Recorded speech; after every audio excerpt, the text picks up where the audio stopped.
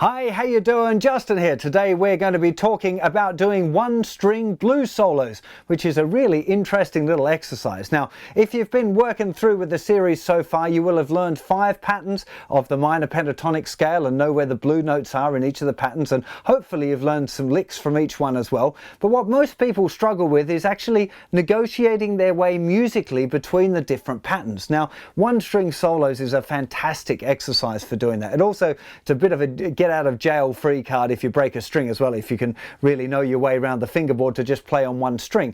So the game as it stands right now is to be able to play a solo on one string. Now, so far in this course we've been doing pretty much everything in the key of A, so I'd suggest you start by finding a backing track in the key of A. You might want to check out some of my Jam Blues series for that, because they're good, wholesome, real musician backing tracks of me and my buddies jamming that you can jam along with as well.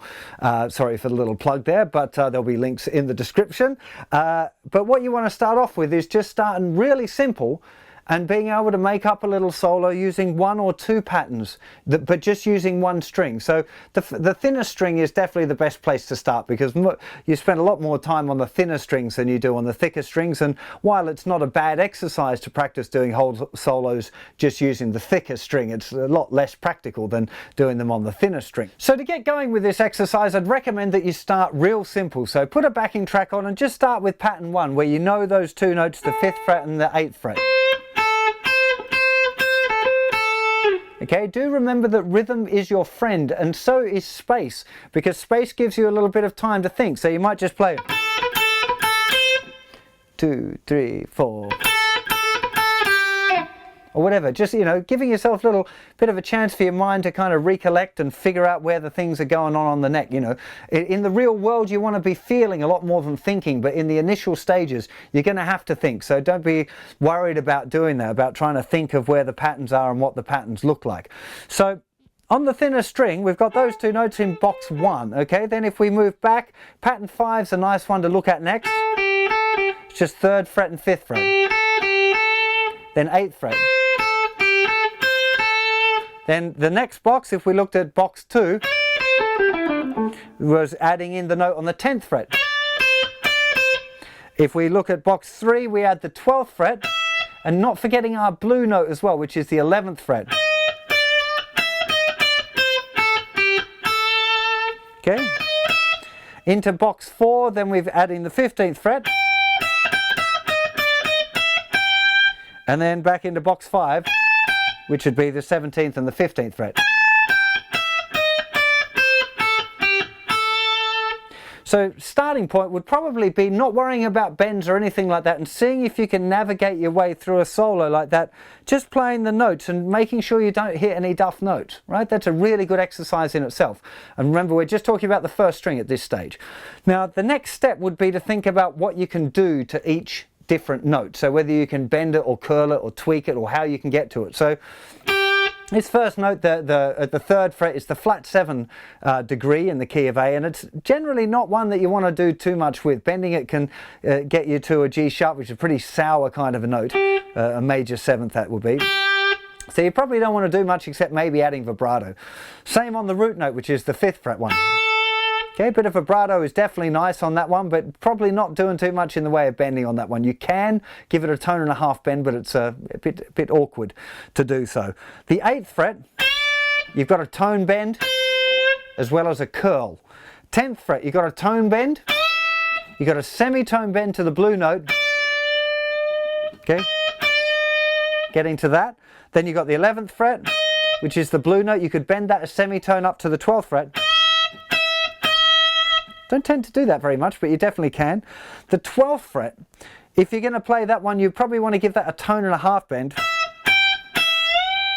Although a tone bend actually sounds pretty cool as well. We're going to talk about that in the next series of Blues League Guitar, adding in the 6th and 9th scale degrees. So you might find a tone bend works, even though at this stage you might not get why, but let your ears rule, and if it sounds good, it is good. Remember that. So, but otherwise you want to be doing a 1.5 tone bend there.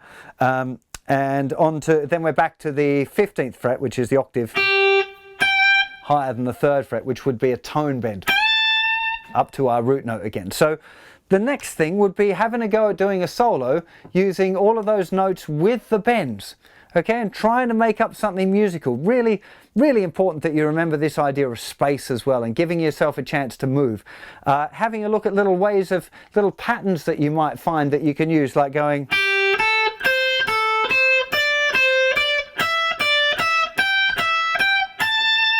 Okay, 3, 5, 8, 5, 8, 10, 8, 10, 12, 10, 12, 15, 12, 15. Okay, it's a nice little pattern.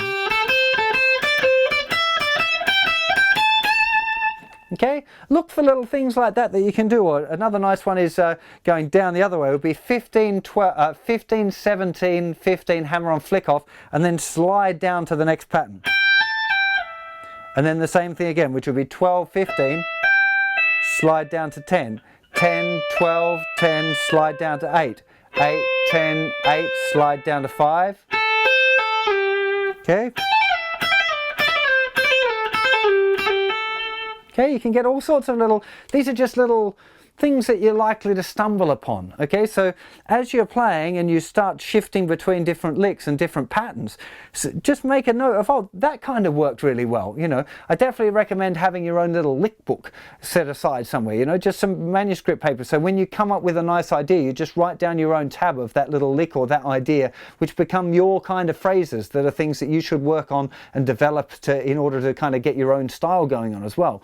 Now, don't forget things like slides as well, because you can get really interesting stuff. You know, the classic B beat, little playing it, just the usually plays the root note, just slides down off it. But you could,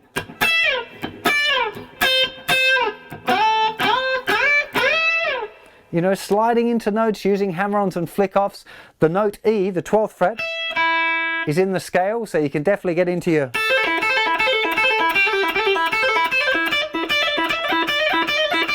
You're doing this little hammer on, flick off, flicking it off to the open string trick, you know, getting all thunderstruck on your blues solos. So, which isn't actually using hammer-ons and flick-offs, by the way, it's all picked, but kind of sounds a little bit that way. But yeah, you can do it again.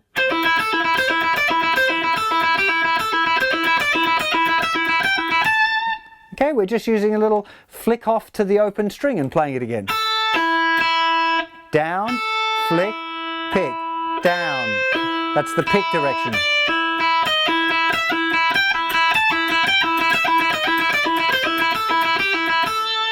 Okay, there's another little trick that we've just found.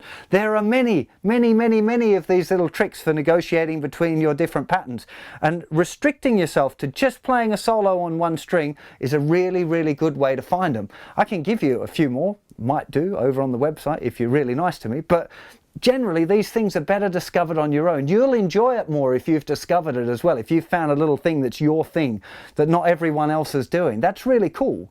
So have a little explore just on the thinner string and try and make up some solos yourself. Using backing tracks is a good way to vibe it, but you could also use a looper, making your own backing track, or jamming with your mate. Jamming is always going to be the best thing if you're interacting with another musician. Is a really wonderful thing. So finding a jam buddy that you can get together with once a week and have a jam and try out some of these ideas is definitely the way to go. So I would recommend spending quite a long time on the thinner string before you even think about going anywhere else, just because when you stay on that one string you're going to learn a lot of the tricks that apply to all of the others, and the longer you stay on it the more little interesting things you're going to find. But definitely there will come a point where you start to get a bit bored of playing on the thinner string, so you want to move to the second string and go through exactly the same process. Okay, so start just playing all of the notes without any bends, see if you can get around, you know where the notes are and what they're going to sound like. Once you're comfortable with that, then you want to start going through, excuse my phone's going off and my computer all bleating. Once you can do that just comfortably on the second string, start adding in your string bends and your curls and your vibrato and seeing what else you can get. Another extension of this exercise is just soloing, excuse me, on two strings. So this is, you know, one thing that I did a lot of time on was practicing on just the thinnest two strings, doing whole solos on that, because that's where you spend most of the time, and it's enough to be not quite as restrictive as playing on one string. One string is tiring, kind of. You have to really be thinking about stuff a lot where you are. But on two strings, you can get some really nice little phrases going on two strings without it being too much of a brain a brain ache, you know. So you know, doing two strings like first and second string, or second and third string, is quite a nice one. If you want to get really clever, you might try using first string and third string, like pretending you broke your second string mid solo and you've still got to come up with something. Doing these kind of exercises, really, really good. And what this is all about is trying to stretch you into thinking a little bit more horizontally on the guitar, because you know, you don't always want to be thinking in terms of your boxes. The boxes are very useful for learning patterns, and I think it gives you a good framework, but as soon as you've built the framework, you want to be able to work horizontally as well as vertically.